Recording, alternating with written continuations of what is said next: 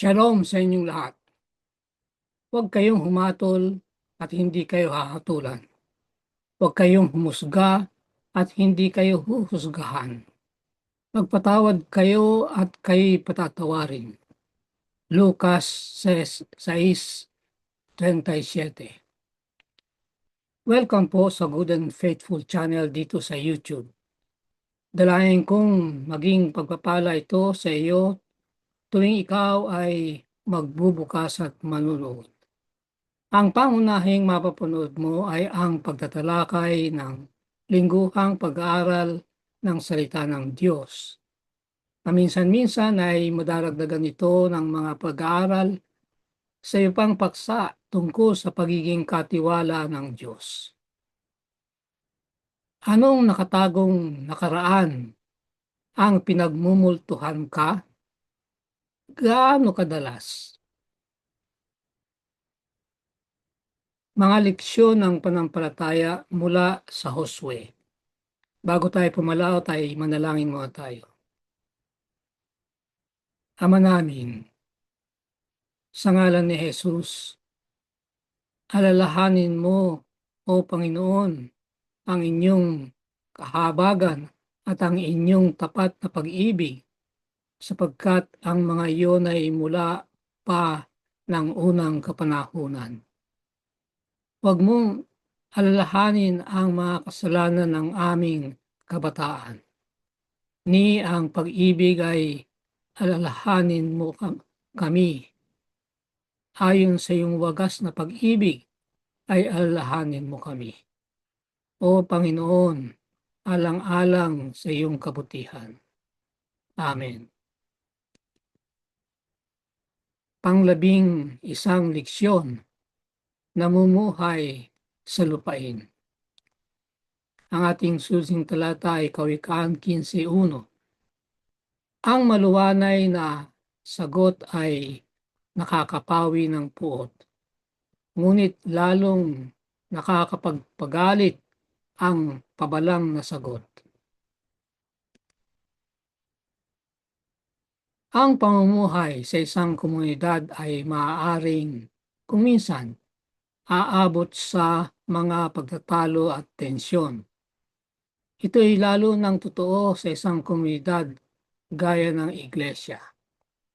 Bakit mapanganib ang lumundag sa isang padalos-dalos na konklusyon tungkol sa pag-uugali ng iba? Paano mapauunlad natin ang pagkakaisa sa iglesia? Bakit mahalaga na panatilihin sa isip ang mas malaking saklaw ng ating pagkakatawag at hindi mauwi sa mga pagkalito? Ito'y ilan sa mga tanong na haharapin natin. Tatlong paghahati. Una, para sa pagkakaisa ng bansa, bumangon ang isang nakakahating problema kung paanong nalutas ang problema. Sa una, ang tatalakayin ay pagtatalaga. Sa ikalawa ay dalawang pagtatalakay, mga akusasyon at pinagmumultuhan ng nakaraan. Sa ikatlo ay dalawa rin, isang malumanay na sagot at paglutas ng tunggalian. Unang pagkakahati, bumangon ng isang nakakahating problema. Titingnan natin ang pagtatalaga. Josue 22:1-5. Pagkatapos ay tinawag ni Josue ang mga Rubenita, mga Gadita at ang kalahating lipi ni Manases. At sinabi, inyong iningatan ang lahat ng iniutos sa inyo ni Moises na lingkod ng Panginoon at inyong pinakinggan ang aking tinig sa lahat ng aking iniutos sa inyo. Hindi ninyo pinabayaan itong maraming araw ang inyong mga kapatid hanggang sa araw na ito, kundi inyong iningatan ang tagubilin ng Panginoon ninyong Diyos. At ngayoy, binigyan ng Panginoon ninyong Diyos ng kapahingahan ang inyong mga kapatid, gaya ng ipinangako niya sa kanila. Kaya't ngayon bumalik kayo at humayo sa inyong mga tolda, sa lupaing kinaroroonan ng inyong ari-arian. Maingat ninyong gawin ang utos at batas na inuutos sa inyo ni Moses, na ibigin ng Panginoon ninyong Diyos at lumakad sa lahat niyang mga daan at ingatan ng kanyang mga utos, manatili at maglingkod sa Kanya ng inyong buong puso at kaluluwa. Nakipaglabang kaagapay ang kanilang mga kapatid. Nagpapatunay si Josue na ang mga tribo mula sa kanilang dako ng Jordan ay lubos na natugunan ang naitakdang mga obligasyon ni Moises at siya mismo, na nangahulugang isang makabuluhang dedikasyon sa at pagpapasakit alang-alang sa at kabutihan ng lahat sa Israel. Nakipaglabang kaagapay ng kanilang mga kapatid sa maraming araw na sa katotohanan ay nangangahulugang mga 6 hanggang 7 taon. Ang kanilang mga asawa at anak ay naiwan sa tahanan at sa silagang bahagi ng Jordan. Gayunman, nagpasya silang makipaglabang may katapatan sa tabi ng kanilang mga kapatid. Hinarap ang banta ng pinsala at kamatayan sa gera. Pagkakaisa sa kabila ng dibisyon. Hindi tuwirang binibigyang diin itong mga talata ang kahalagahan ng pagkakaisa ng mga bansa at ng lupain. Naghahanda din ang mga ito ng daan para sa kasunod na kwento na sa wakas ay tungkol sa pagkakaisa. Mananatili kayang nagkakaisa ang mga Israelitang tribo sa kabila ng malakas na natural na hangganan na pinoporma ng Jordan sa pagitan nila? Pahihintulutan kaya nila ang anyo ng lupa na markahan ng kanilang pambansang pagkakakilanlan, o pababayaan ba nila ang pagsamba para sa lahat sa nag-iisang Diyos ay maingatan sila bilang kanyang piniling bansa, nagkakaisa at malakas sa ilalim ng kanyang teokratikong pamatnubay? Nagpapaliwanag si Josue na ang nag-iisang paraan na ang gayong katapatan ay naging posible, hindi nila pinagsisilbihan ng kanilang kapwa Israelita, kundi si Yahweh mismo na nag-utos sa kanila ng kanilang misyon. Ibig sabihin, kung bawat isa ay nakapokus sa paglilingkod kay Yahweh, sa pamagitan niyan ay magkakaisa sila sapagkat isa ang kanilang focus. Parehong prinsipyo sa bagong tipan. Sinabihan ng Apostol Pablo ang mga Kristiyano na ibigay ang kanilang paglilingkod gaya ng kung pinaglilingkuran nila ang Diyos at hindi lamang para sa tao. Ano ngang mas mataas na pagkakatawag ang mayroon kaysa paggawa para sa wakas sa manlalalang ng kosmos?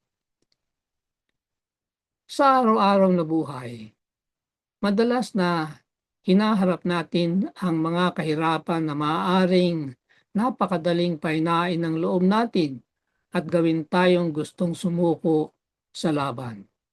Gayunman, makatatawag tayo sa kapangyarihan ng Panginoon na nangangako na maging kasama natin at magbibigay ng kakayahan sa atin na gawin ang anumang ipagagawa niya sa atin.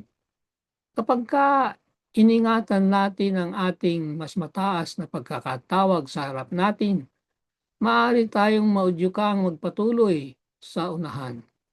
Kahit na ang hindi mapipigilang mga hamon at panghihina ng loob na bahagi ng ating nagkasalang pag-iral dito.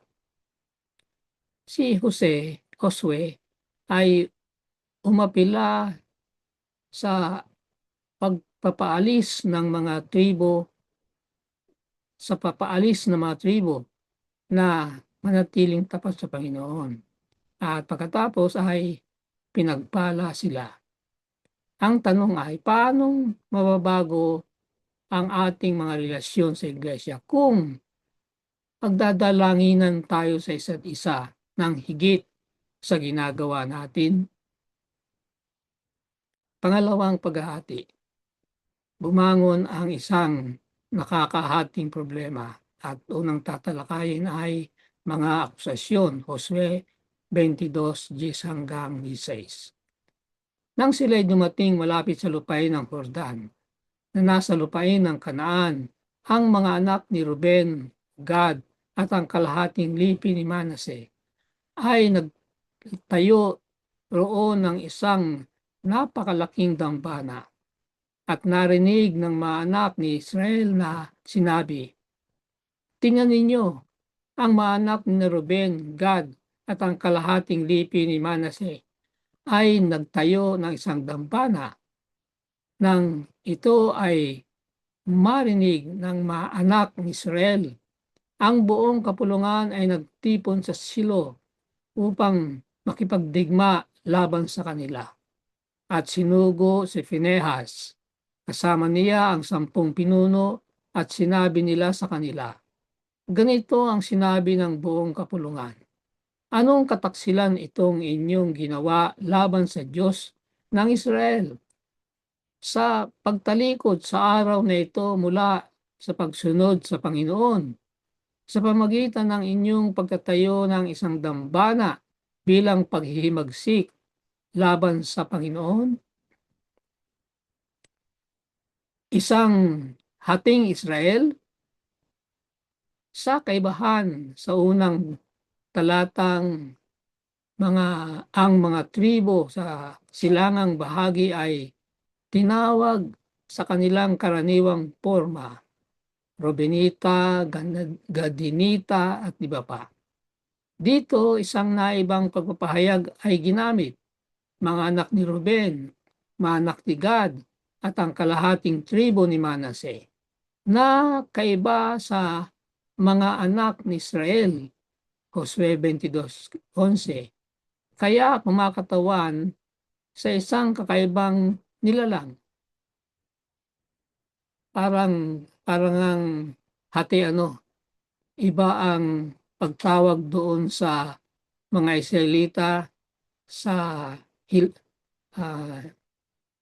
silangan ng Jordan, at doon sa kabila ng Jordan, magkaiba ang tawag sa kanila. Dapat sana ay lahat sila Israelita. Sa naratibo, ang pagpapahayag, ang buong kongregasyon ng Israel ay tumutukoy lamang sa 9 mga tribo sa kanlurang Jordan. Nagdiriin sa puwang na nabuo sa pagitan ng dalawang grupo. Tunay nga, ang batayang tanong ng sumusunod na kwento ay kung ang mga tribo sa silangang bahagi ng ilog ay makikita bilang mga Israelita. So yung tanong nga ay, ano ba hati ng Israel? Nagtayo ang silangan ng mga tribo ng isang altar. Aasahan natin ang isang maayos na konklusyon na sa kwento. Gayunman, bumangon ang tensyon samantalang ang mga tribo mula sa silangan ay naiulat na nagtayo ng isang altar sa Jordan. Yan naman, parang paghahati rin yan. Kanya-kanya silang altar. Hindi nag-aalok ang talata ng anumang dahilan para sa kinilos ni hindi naglarawan ito sa pagganap ng altar o tiyak na aktibidades na nakaugnay dito.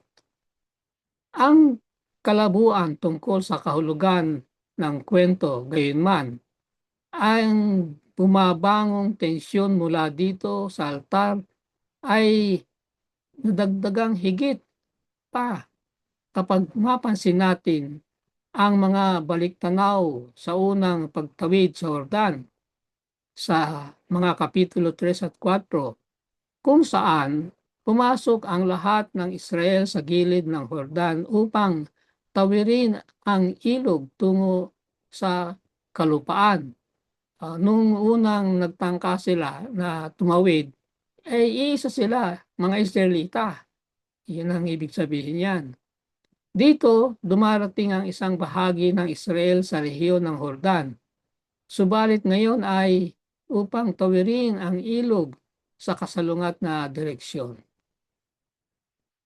Nahiwatigan ang altar bilang apostasiya. Sa parehong kaso, naitayo ang isang istruktura ng mga bato. Ang tanong na hindi maiwasang dumating sa isip ay, ano ang kahulugan ng mga batong ito? Naitayo ba ang altar na ito para sa mga hain o ito ba'y isa lamang pang alaala? Ito bang ibang mga tribo ay nagpapasimula mula mula magpapasimula ng mahulog sa apostasiya? Ang kahulugan ng konklusyon ay mali. Ang kawalan ng konsultasyon kay Josue, Eleazar, o ang mga pangulo ng mga tribo ay lumikha ng pagkakataon para sa isang maling pagkaunawa na maaaring mauwi sa kakilakilabot na tunggalyan. Ano ang tinutukoy na Jesus at Pablo nang nagpapaalala sila sa atin na iwasan ang mga paghuhusga sa iba? Bakit napakadali na lumundag sa maling konklusyon tungkol sa mga motibo ng iba? Ang Biblia ay nagsasabi na huwag maghusga para hindi ka mahusgahan. Pirmi tayong humusga. Ini-evaluate natin ang maraming bagay. Pero yung mga paghuhusgang ganun ay walang kinalaman sa motibo, yung dahilan na ginagawa ng tao, sapagkat walang nakakabasa sa atin ng motibo ng dahilan. Magkakamali tayo. Kaya ang paghuhusga ay iniiwasan kung ang issue ay ang dahilan ng paggawa o motibo. Pangalawang pagtatalakay, pinagmumultuhan ng nakaraan, bilang 25, 7 at 8. Nang makita ito ni Phinehas, na anak ni Eleazar, na anak ng paring si Aaron, ay tumindig siya sa gitna ng kapulungan at hinawakan ng isang sibat. Pumunta siya sa likod ng lalaking Israelita sa loob ng tolda at tinuhog silang pareho, ang lalaking Israelita at ang babae, tagos sa katawan nito. Sa gayon ang salot ay huminto sa mga anak ni Israel. Ang kasalanan sa Baal Peor. Bago magbigay ng lubos na kredito sa mga chismis na maaaring mahiwatigang bilang isang pagpapahayag ng pagsasarili, ang 9.5 mga tribo na pinangalanang ang mga anak ni Israel ay nagsugo ng isang delegasyon upang linawin ang pakay at kahulugan ng altar. Binuo ang delegasyon ni Phinehas, ang anak ni Eleazar, na punong pari na papalit kay Eleazar pagkamatay niya. Natamo na ni Phinehas ang bisibilidad bilang pari na tumapos sa kahalayan ng Israel sa Baal Peor. Yung kahalayan na yun yung isang Israelita ay kumuha ng isang kainita, dinala niya sa kanya tolda para sipingan. Yun. At ang ginawa, ayon sa nabasa natin, ay pinatay nila ni Phinehas. Yung sibat ay itinarak dun sa dalawa habang nakahiga sila, tagus-tagusan. Ang papel ni Phinehas sa Baal Peor. At nang makita ni Phinehas ang anak ni Eleazar na anak ni Aaron na pari, ay tumindig siya sa gitna ng kapisanan at humawak ng isang sibat sa kanyang kamay at siya'y naparoon sa likod ng lalaking Israelita sa loob ng tolda at kapwa niya sinaksak. Ito yung ibang bersyon. Ang lalaking Israelita at ang babae sa kanyang tiyan. Sa gayon, ang salot ay natigil sa mga anak na Israel. Tiyak na may impluensya si Phinehas. Ang ibang sugo ay mga kinatawa ng 9 mga tribo sa kanluran ng Jordan. Bawat isa ay pinuno ng isang tribong pamilya, literal na pinuno ng bahay ng kanyang ama sa loob ng angkan ng Israel. Mga sinundan, mga kasalanan ni Akan at sa Baal Peor. Pinuksan ng delegasyon ang demanda ng kapaslangan at rebelyon kasama ang opisyal na propetikong formula. Ganito ang sabi. Ang pagkakaiba nito dito ay na hindi ang Panginoon ang nagsasalita kundi ang buong kongregasyon ng Panginoon. Kapitulo 22, talatang 16 ng Josue. Inilunsad nila ang akusasyon na nagsagawa ng pagsalangsang, pagtataksil at rebelyon.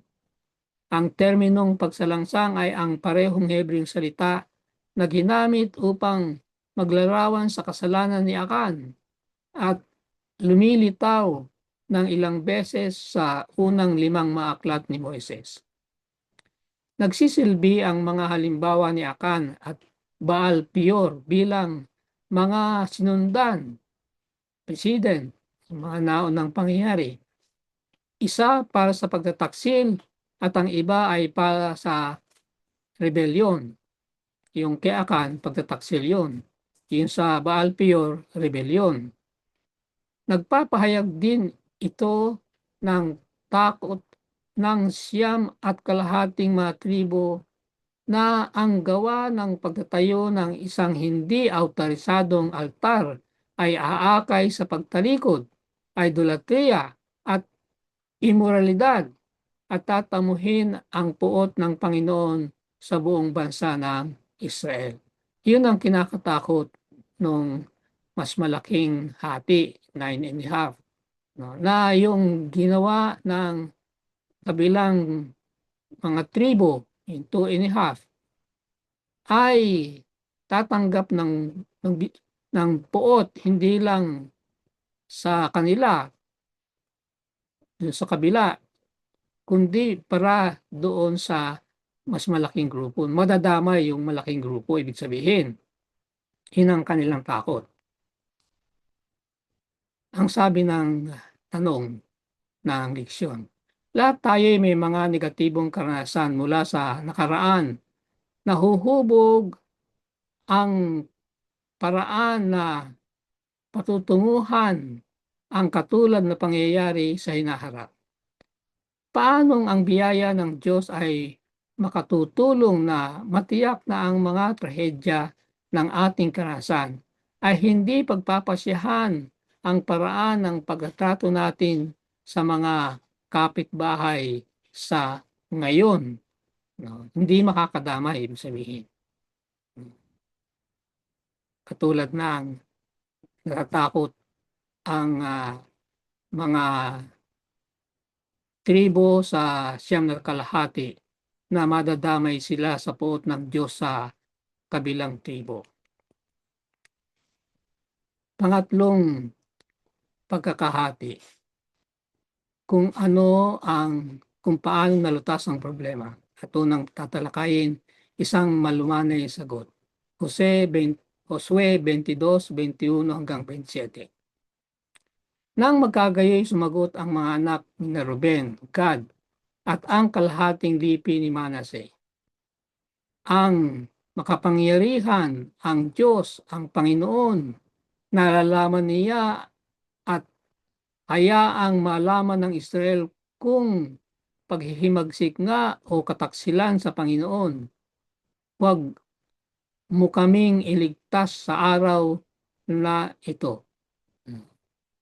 Ano siya sabi nila? Alam ng Panginoon at kung mali itong aming ginawa, di gawin ninyo ang nararapat para sa amin. Yan ang sinasabi nila.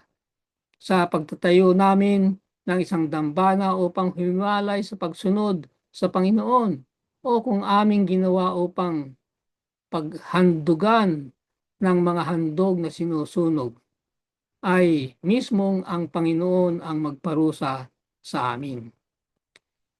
Hindi, kundi ginawa namin iyon dahil sa takot na sa darating na panahon ay sasabihin ng inyong mga anak, anong pakialam ninyo sa Panginoon, sa Diyos ng Israel, sapagkat ginawang hangganan ng Panginoon ang Hordan sa pagitan namin at inyo.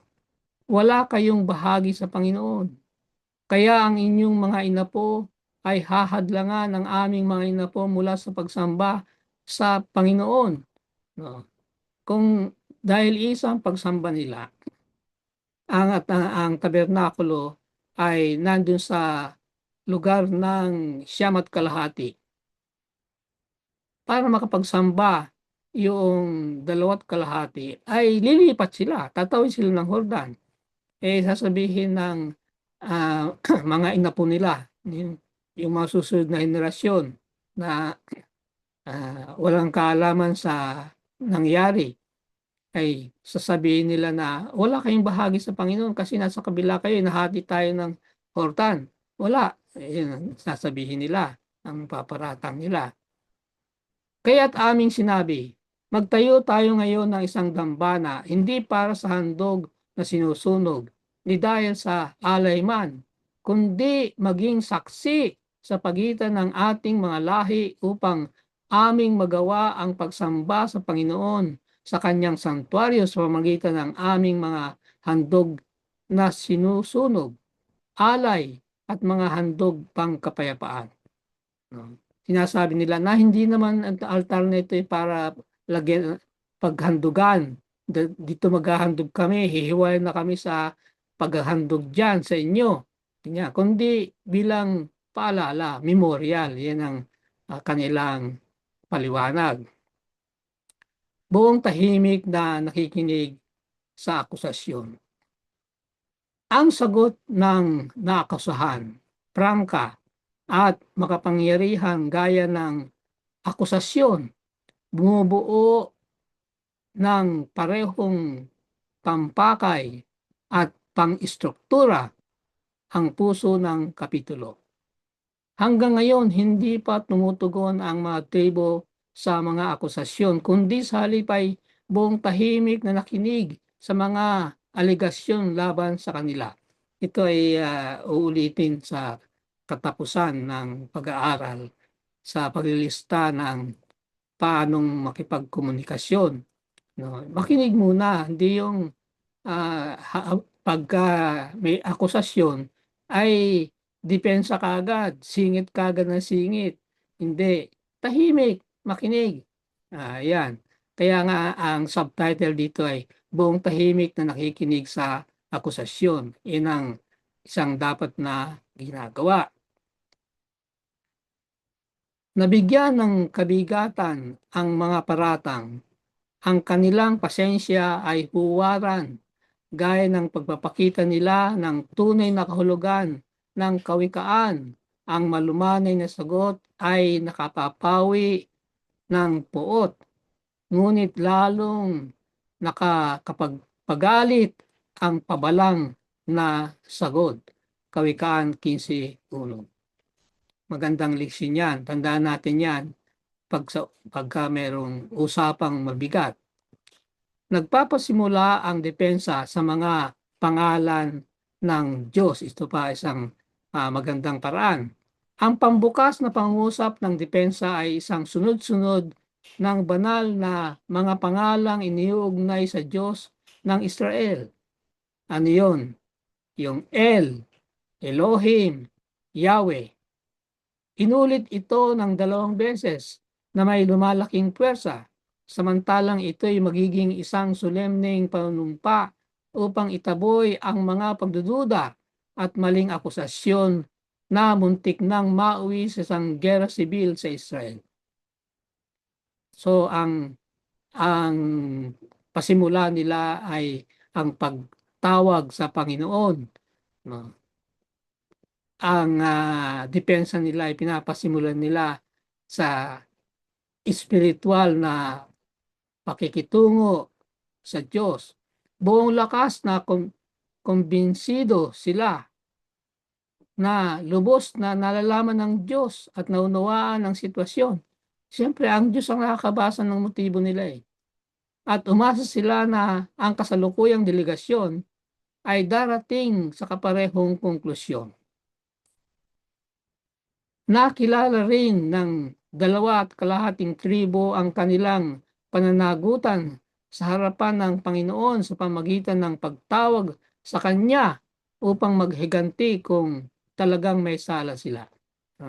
Hindi ba sabi nila, kung alam ng Diyos ang aming puso.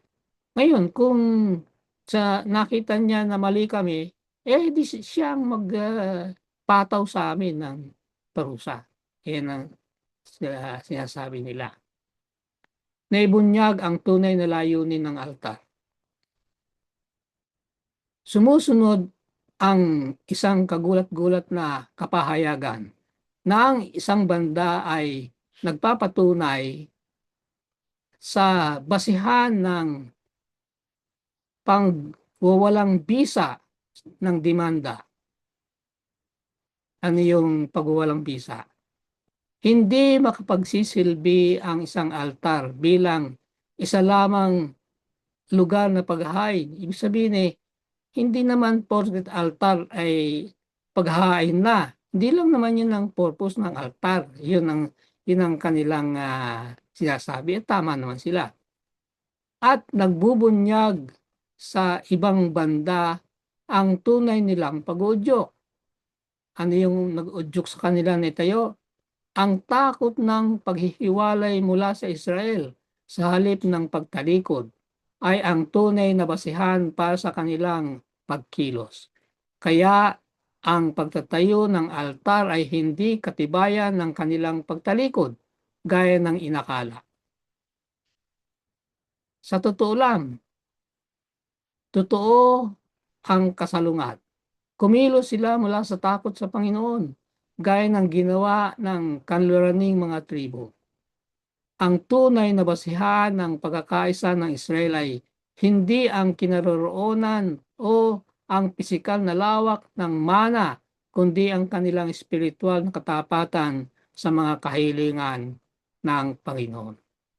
No? Hindi yung mana, kasi yung mana nila hinati ng Hordan. May boundary sila. Parang nahati sila.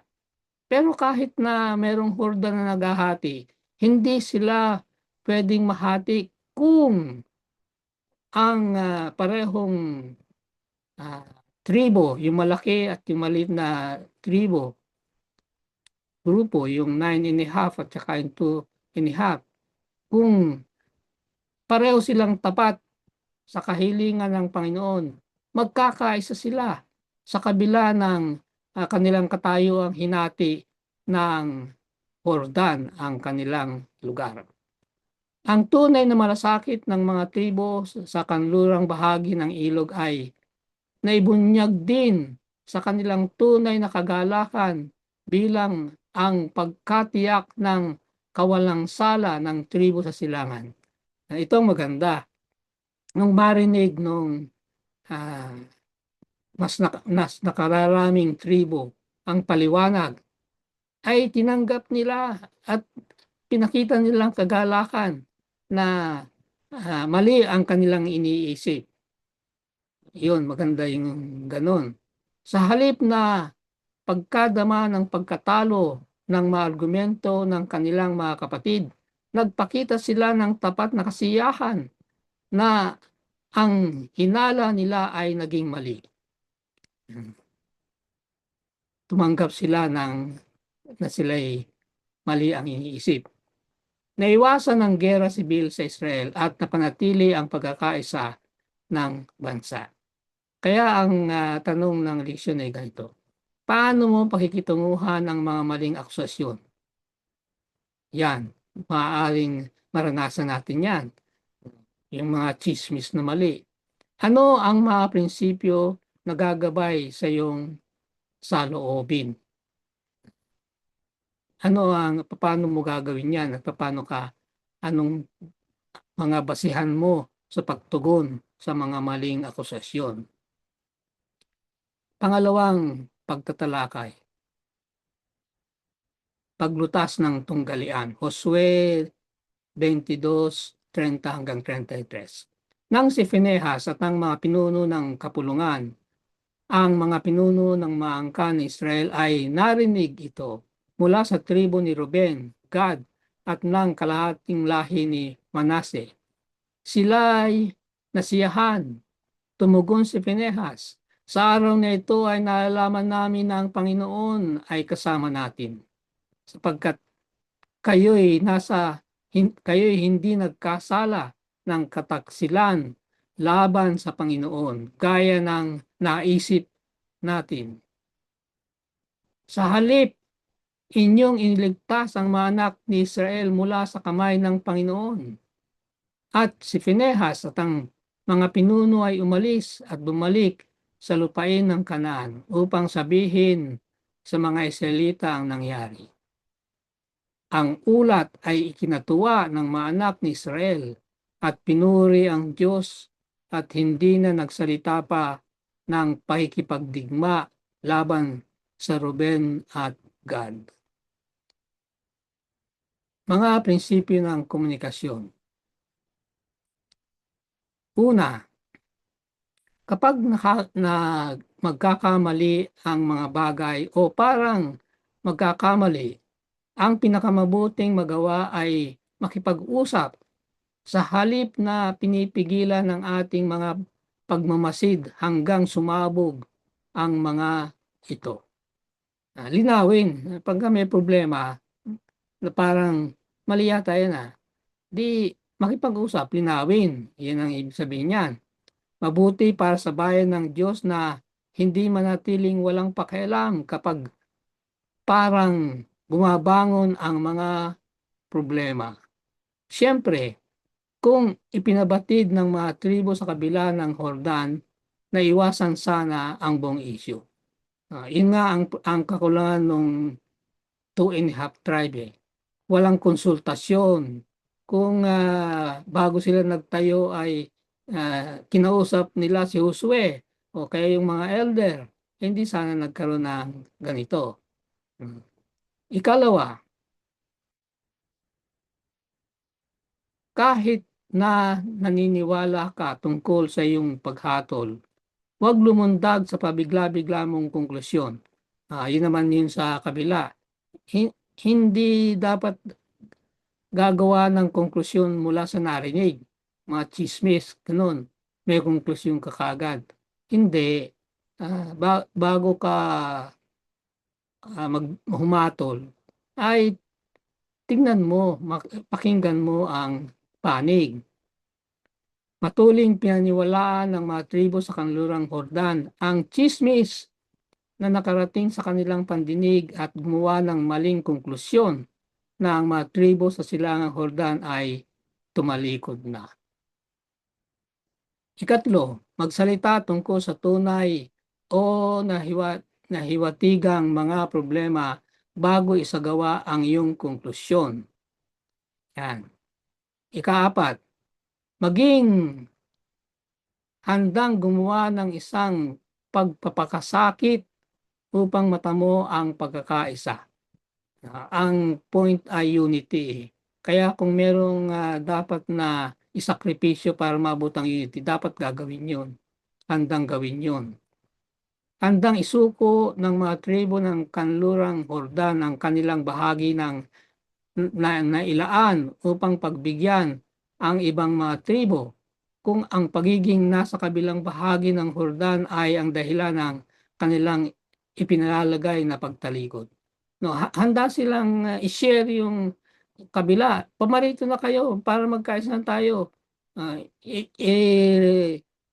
Baguhin natin ang mga teritoryo pagkasahin natin. Yun, handa yung kabila na gawin yun. Pang-lima,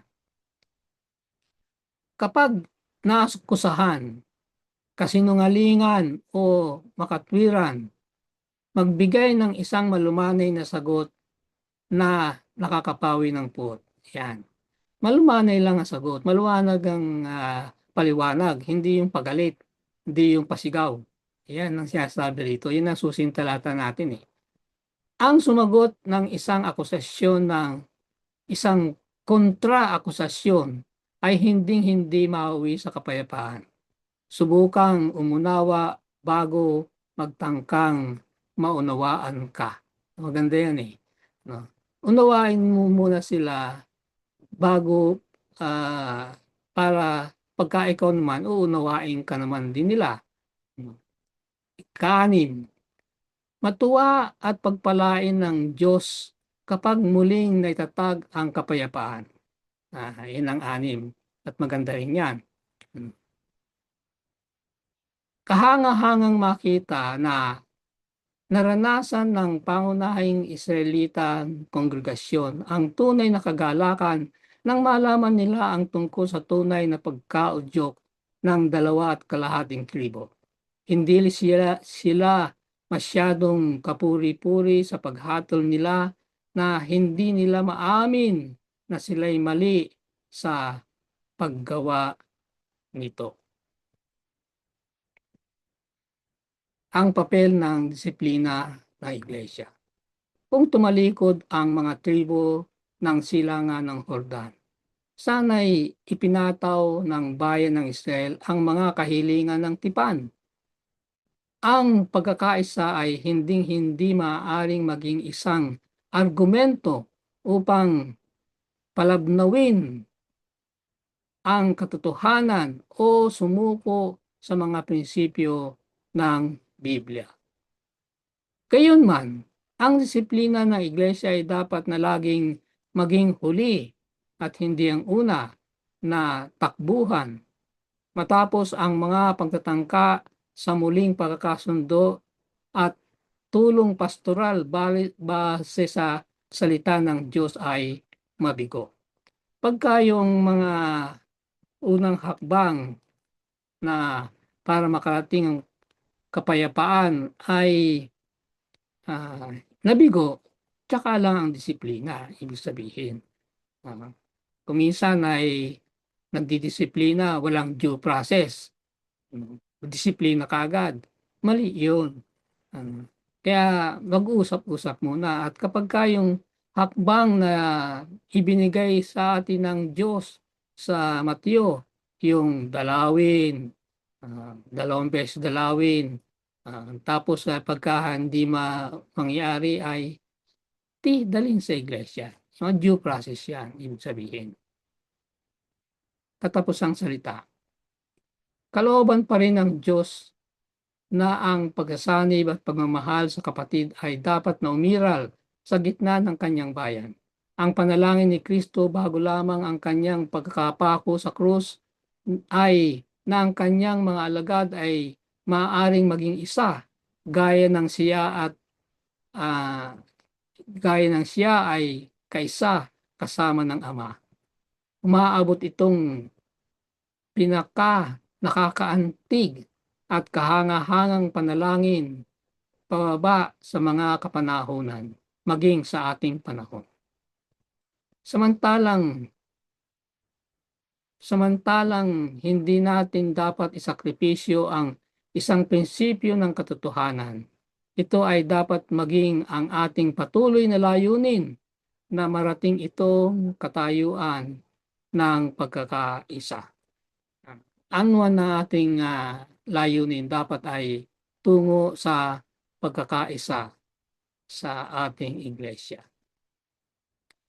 Dalangin ko para sa iyo. Sa ngalan ng ating Panginoong Hesus, ang manlalalang ng kosmos, dalangin ko na positibong tutugon ka sa paalaala ng Apostol Pablo sa mga Kristiyano na ibigay ang paglilingkod nila na parang gumagawa sila dahil sa Diyos at hindi lamang para sa tao. Amen. Sumayin niyo ang Good and Faithful channel dito sa YouTube. Ako'y patuloy na papasalamat sa mga taong tumutulong na makarating ito sa kaalaman ng marami pa. Pagpalain nawa sila ng Diyos.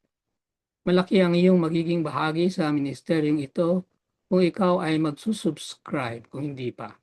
At kung naging pagpapala ito sa iyo ay mag-share at mag-like.